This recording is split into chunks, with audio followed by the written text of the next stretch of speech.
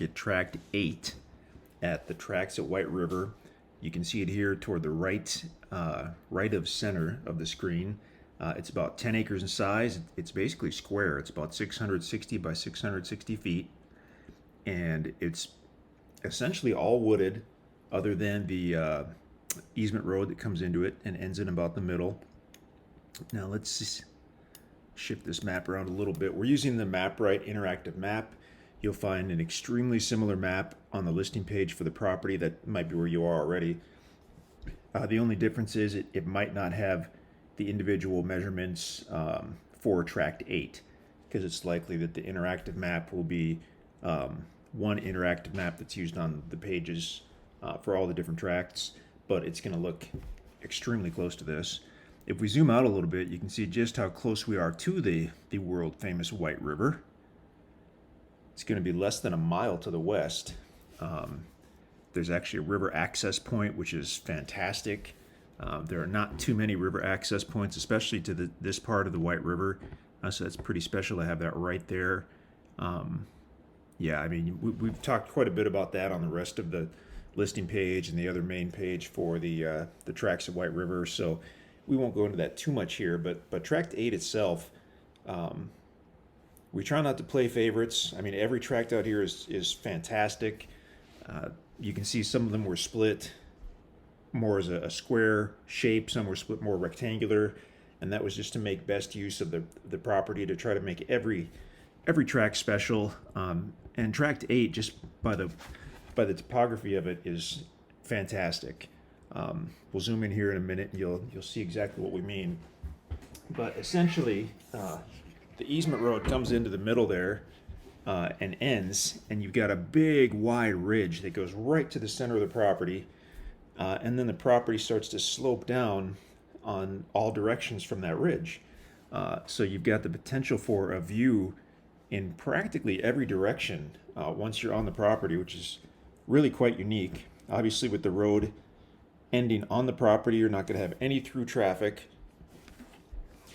It's one of the very few tracks out here where the easement road system doesn't cross through, doesn't dissect the property. It actually goes in and stops on the property. So it's at the end of that particular road. So yeah, you'll have essentially no traffic out there, which is fantastic. To get to the property, you would come in on Lock 3 Road. So upper right here, this green road, that's Lock 3 Road. It's actually a county road, and it's maintained by the county until the last house, which is not this meadow, but on the other side of the road. So just before you get into the little development is well, maybe it's up here, I'm not sure. But it's just before you get into the development, and there are no houses beyond that, so the county does not maintain the road beyond that. They may if someone were to build a home or cabin out here, but you'd have to talk to them to get the best answer on that.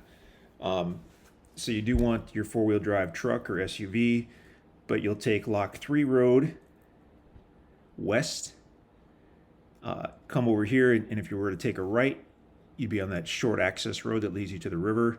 There's a concrete, like a boat launch that goes under the train trestle and right to the water. It's really cool. Or you can fish right from there. You could potentially put a canoe or kayak or maybe a boat into the water there. To get to the property, you would stay on Lock 3 Road, curves to the left, goes up a hill, not a very steep hill, but it's fairly long. When you get to the top of the hill, look to your left, and you'll see the gate over the easement road, and that's going to lead to all the tracks here, to basically tracks 7 through 36. So we'll get you the directions on how to open that gate. You can head on in and cruise on up to tract 8, which is really not too far. And from here, let's switch to a topo map as we zoom in a little bit and kind of show you the topography here. Okay. So as we said, once you're toward the gate to the property, this last stretch of Lock 3 Road, you'll go up this hill, levels off, go left or go east through that gate to the easement road system, and after a short while, that starts to go up another fairly long hill, not super steep, but fairly long. And then here's what's cool about Tract 8. You'll get to the top of that hill a few hundred feet before Tract 8, and then right before Tract 8, it levels off, and you've got this wide ridge. And if you look at the topography here, that ridge extends all the way in right to the center of Tract 8. You have a large area that's either level or close to level running throughout the center of Tract 8, and then it's dropping off, sloping down in basically all directions, except level where you came in from the southwest. So you've got the potential, if you've ever seen those properties like in the magazines that they'll have up in the mountains, and they're perched on a little peak so that they can have a view, in 3 or 4 directions. This appears to be a property where you could do that without being high up in the mountains, which is pretty cool. It's just the unique topography of this particular property, Tract 8, that allows for that. If we look down here toward the south side, looks like the start of maybe a little valley. So that might be a cool place to explore and look for caves or springs. Here toward the north side, we have another area. Looking at the topo map, the steepest part is going to be this northwest part. So if you see how closely bunched together these contour lines are, that's indicating that's very steep right there on this particular portion, the northwest portion of the property. Totally different, for instance, from the going straight north from the middle of the property. That is, it's not flat, but it's pretty darn gradual slope downwards if you go north from the center of this property. If you just look at the spacing between these contour lines, that's awesome. Similar going northeast, similar going east, and then if you're going southeast or south, looks like it stays level for a while, and then you can see these lines are close together, so that's going to be steeper as well. The dark line, every 5th line on the topo map on this one is a darkened line, so there's no special significance except that the elevation change between 2 dark lines is 100 feet, because the elevation change between each standard line is 20 feet, and every 5th line is a darkened line. So they basically do that so you can, at a glance, see the 100-foot intervals. So from the middle of Tract 8, that's going to be about, and that's above sea level, that's the 500 foot. So 520, 40, about 560 feet above sea level when you're on the middle of that property. So that's pretty fantastic. Again, extremely close to the White River, which is phenomenal. And why don't we zoom in here and have a look at the actual tree cover on the property if we can. So the Land ID interactive map, you'll be able to do many of the things we can, that we're doing right now, as far as moving around, zooming in, zooming out. You can change the base map. Let's go to, there are several different aerials, and you want to try them all because they show the property often either at different times of the year or slightly different, not different views. They're all looking basically straight down. But if we look at this one, this happens to be a nice clear photo taken probably in middle or late summer. And that's showing us that the property is 98, 99% wooded. There are probably some natural open areas. One of the really nice things about the tracts at White River is we didn't see any signs of any recent logging.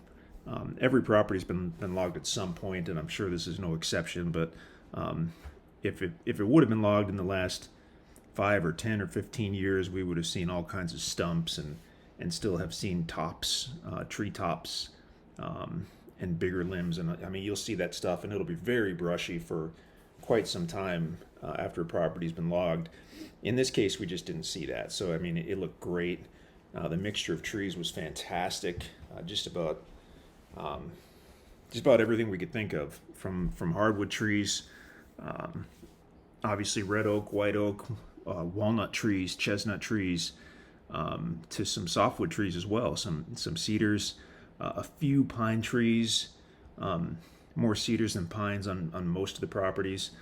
This one was interesting because it had some sycamore trees, I believe, down toward the north side. Just a few here toward the northwest. But check out the drone video because it does an even better job than these aerial maps do. We're going to switch to a Google map. Google map is usually the most clear, and in this case, this Google map happened to have been taken in the winter. There we go. So granted, that's kind of a boring view of the property, but it's also one of the best views you can get of this property because, again, going back to any logging, had there been any logging done in quite a few years, you would see signs of that in this wintertime aerial. You would see displaced shadows. You would see numerous trees that were down, essentially trees that were either knocked down or they cut and they were hollow, so they left them. I mean, you'd see all kinds of that. And in this case, we're just seeing a good, clean wintertime shot of hundreds or thousands of mature trees. These trees over here toward the northwest, you're getting a different view of those. It's probably because it's just a different angle. So this is where it's sloped more steeply, so that could be why they're showing up looking differently. But again, the drone video is probably a good way to get a better look at the different types of trees. But I mean, you've got just hundreds and hundreds of mature trees on this property. Once it's been paid for in full, you could log it, you could cut that timber to build a cabin or to mill into to lumber. I mean, you've got a lot of options once the property's been paid in full. You can't cut the timber until then. But if you get a hold of us, we do sometimes make written exceptions if you're going to create a building site or a driveway or whatnot, but you can contact us for details about that. But let's go back to aerial. And these other aerial maps as well, sometimes they add value, sometimes not. That one doesn't seem to add too much value. That's even worse. Infrared can be cool, but it's not showing us too much. What you're looking for in the infrared is kind of discolored spots because they can indicate an opening or a glade or a pond. The only thing I see is this little darkened spot toward the east side, but it's hard to say if that's anything other than a shadow. Let's go to that wintertime aerial again. I was thinking maybe that was a tiny pond, but I don't think so. I think that was just a small discoloration. And that's probably a shadow. On a big tract like this, really, I mean, you just have to get in and explore it on foot. Here toward the south side, we talked when we saw the topo map about how that valley was starting there on the south side, and that could be a cool spot to go and look for springs or caves. You can see kind of looks like that would be the center of the valley right there, and that looks like it's had some water flow in it. So definitely check that out if you're looking for a property with a spring on it. It'd be really neat to go and explore that and see. There are certainly caves in this area. There are some nice caves within just a few miles, and from what we've heard from people in the know, the majority of caves have not been discovered yet. So take a good look at this property if you're trying to discover a cave. And we'll go back to the aerial map. So we could go on for a while on tract 8. If we were to hang on to a property just for hunting or to build a small cabin or whatnot, this would be a nice choice in our mind because of the way it lays, the potential for the views, the extreme privacy, just a gorgeous property. So nice location and very, very close to the river. All of these tracts are within about a mile of the river, but this one is just almost a straight shot to the west. You could be fishing and hop on your four-wheeler. You could be fishing in a couple minutes, which is fantastic. So there you have it, tract 8 at the tracts at White River. If you have any questions, please let us know.